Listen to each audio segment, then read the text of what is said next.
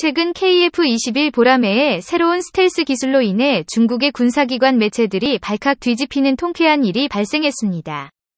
그것은 바로 한국 연구진들에 의해 완전히 새로운 개념의 차세대 스텔스 프로그램 소재가 개발이 완료되었다는 소식이었는데요. 우리나라가 직접 개발한 스텔스 프로그램이라는 신소재를 KF-2101에 적용하게 된다면 스텔스 RCS 저피탐 수치를 봤을 때 미국 공군의 다목적 조인트 스트라이크 파이터인 F-35 전투기의 스텔스 성능과 동등하거나 오히려 정레이더 반사 면적 비교에선 미국산 F-35 전투기를 능가할 수 있다는 의회의 평가가 나와 전 세계적으로 한국 공군의 전력 증강에 대한 스포트라이트를 한몸에 받게 되었습니다. 이것에 대해 중국 관영 매체에서도 대서특필하며 한국 전투기 개발 사업에 대해서 긴장 상황임을 드러내 화제가 되고 있는 상황입니다.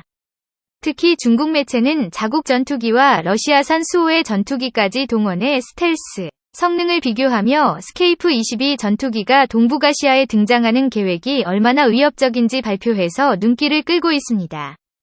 최근 중국 공산당 기관지위 중국 국방부 보도를 인용해 최근 한국의 KF-11 구호시제기가 조립되는 모습을 드러냈다면서 이는 당초 예정보다 한 달 정도 앞당겨진 것이라고 전했는데요. 그러면서 KF-11 전투기는 미국의 F-22 랩터 스텔스기와 유사한 형상을 하고 있을 뿐만 아니라 한국이 개발한 스텔스 신소재 때문에 스텔스 성능도 비슷할 것으로 전했습니다. 이렇듯 스텔스 신소재를 한국이 개발하면서 방산업계를 뜨겁게 달구고 있습니다. 국방과학연구소에 대해 레이더 저항공학부 교수 연구팀이 레이저열 영상 밀리미터 레이더를 이용해 동작하는 다양한 유도무기들의 공격을 회피할 수 있는 첨단 다중분광 스텔스 소재를 세계 최초로 개발하게 된 것인데요. 연구팀이 개발한 소재는 가시광선에서 의장색을 구현하고 공격무기의 추적을 회피할 수 있는 다양한 파장의 광을 흡수와 반사시키고 밀리미터 레이더를 흡수하는 복합 기능을 가지고 있는 놀라운 성능을 가졌습니다. 이런 것이 가능한 것은 약 200마이크로미터 두께의 유연한 기판에 마이크로 크기의 금속 패턴 혹은 프라카모지 튜닝 반도체, 금속 패턴 구조를 제작해 기존보다 더욱 발전된 스텔스 기능을 구현했기 때문입니다. 개발 시작 전 한국항공우주산업의 기술 지원을 맡은 기술자들은 처음에 실현이 어려운 스텔스 프로그램이라며 비관적이었지만 지금은 경이적이라며 감탄했다고 할 정도입니다. 그 와중에 중국조차 제대로 이뤄내지 못한 것에 우리나라 한국이 순식간에 성공하니 중국 정부조차 당황하지 않을 수가 없겠는데요.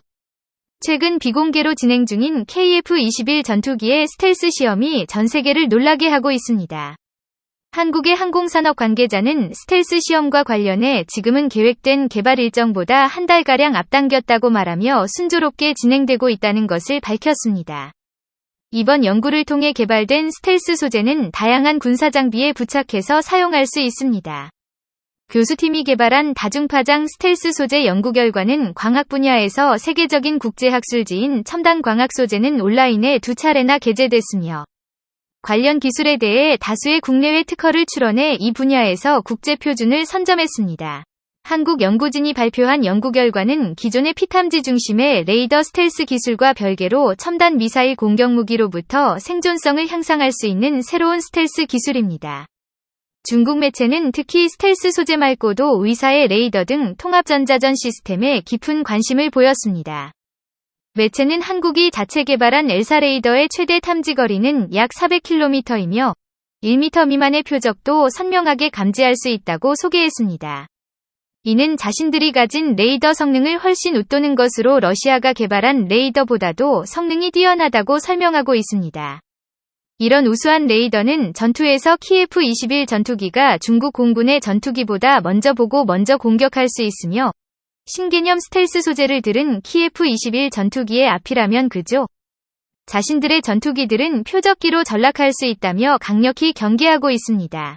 또한 전자광학 표적 추적 장비와 적외선 추적, 런치를 탑재한 레이더가 꺼진 상태에서도 표적을 탐색할 수 있다고 전했는데요. 레이더는 전자전 장비에 의해 쉽게 추적할 수 있어 정확한 위치를 알 수 있지만 나머지는 추적이 어렵습니다. 그렇기 때문에 KF-21을 레이더마저 잃은 상태로 작정하고 스텔스 모드로 공중전을 펼친다면 중국 입장에서는 아무런 손실반도가 없는 것이 사실이기에 중국의 입장에선 걱정이 이만저만이 아닙니다. 특히 중국인민일보는 KF-11에 장착돼 천룡미사일과 공중전에 사용될 한국형 공대공 미사일에도 관심을 보였는데 KF-11을 무력해진 중국의 방공망을 뚫고 대륙 깊숙이 들어온다면 사실상 중국 군사시설은 초토화될 것이라고 예상하고 있습니다. 그러면서 매체는 KF-21 전투기가 실전 배치되면 한국 공군의 전투력이 획기적으로 향상될 것이라고 전하면서 이는 중국 입장에서 그리 반가울 일은 절대 아닐 것이라고 밝혔는데요. 중국 매체가 보도한 KF-21 전투기 관련 내용은 방위사업청 등 한국 국방 관련 기관들이 공개한 자료를 토대로 작성됐지만 중국이 한국의 무기체계에 대해 관심을 표명한 것은 이례적이었습니다.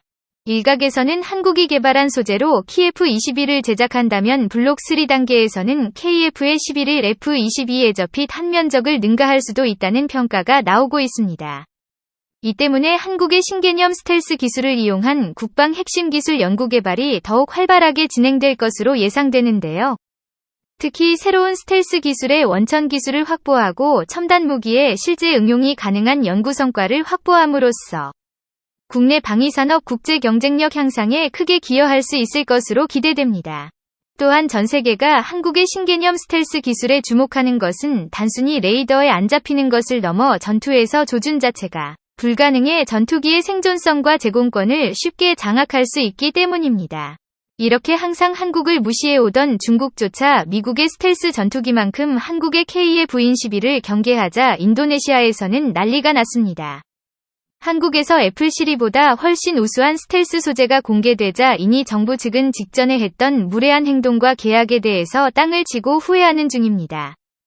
한국 내부에서는 인도네시아가 도입하기로 했던 48대마저 국산 도입분으로 돌려 생산 단가를 낮추고 국내 전력을 강화하는 데 사용해 인도네시아에게는 단 한 대도 내어주지 말자는 이야기까지 돌고 있습니다.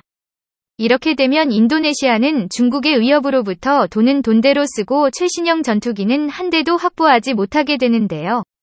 스텔스 프로그램 소재로 또 한 번 전 세계를 깜짝 놀라게 한 한국에게 박수를 보내며 KF-21의 성공적인 비상을 기대해봅니다. 시청자 여러분들 정말로 끝까지 시청해주셔서 감사합니다.